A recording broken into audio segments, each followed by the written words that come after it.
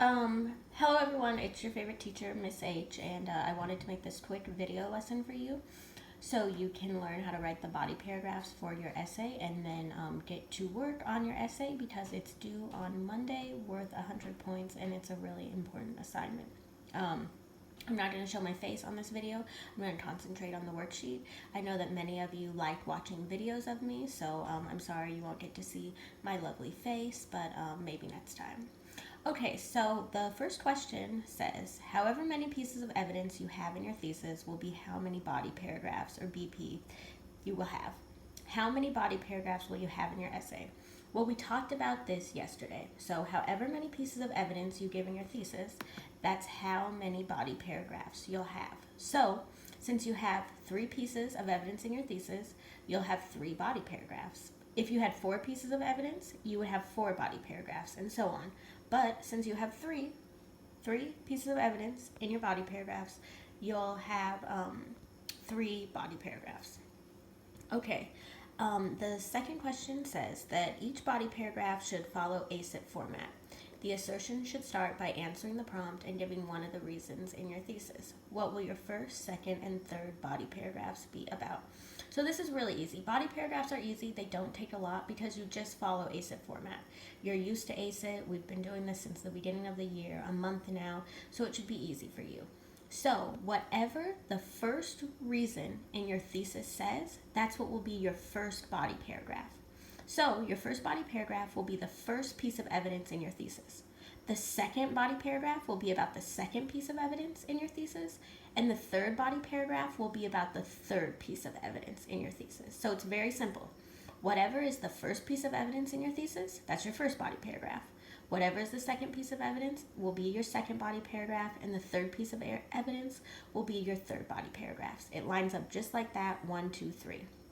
And so an example, what I have written here is an example of an assertion for your first body paragraph. So I say, the first way the author of Thug, Angie Thomas, shows societal issues in the text is by Khalil being killed by a police officer even though he's unarmed.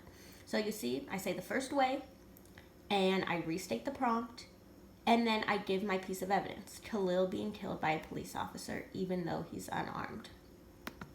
Okay, so going down a little, the last thing, what will you use for evidence in your body paragraph? Obviously, you need to use quotes from the book. Whatever you say in your assertion, you need to prove with a quote from the book. So I say in my assertion, Khalil being killed by a police officer even though he's unarmed. So I need a quote from the text that proves he's unarmed. If you need help finding evidence, I can help you. I can point you out to the chapters you need to look in. Final question. What word needs to be in your interpretation and why? This is very important. The word because. The word because needs to be in your interpretations so I can be sure I'm thoroughly explaining my quotes. So, after you give your evidence and you go into your interpretation, you need to say something like this shows or this proves or this highlights, whatever, because. So I can be sure you're thoroughly explaining your evidence. If you don't use the word because, I am not going to give you full credit. So while you're writing your body paragraphs, I'm going to come around and make sure that you're using the word because in your interpretations, okay? So that was quick, easy. The body paragraphs are very easy. You're just following ACIT format. Whatever is the first piece of evidence you give in your thesis statement, that'll be your first body paragraph.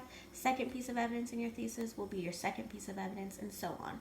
So to get started, you are going to work on gathering evidence that highlights the social issues in the text. So you need to work on now finding evidence that you will be able to use in your paper. So if you finished your introduction, start on this page. You're going to start gathering evidence that you can use in your paper, and then you can start writing your paper once you get your 3 pieces of evidence. Okay, so if you haven't finished your introduction, you need to finish that. If you have finished it, get started on this page and getting all your evidence. And if you have your evidence written down, that means you can even work on your paper at home because you won't need the chapters and you'll be good to keep writing and working on this at home. Okay, good work. Either Thursday or Friday, we'll go over conclusions. Get to work, get to writing. There's a lot to do, and a lot of you need to get your grades up, so doing well on this paper is a way to do that. Be blessed.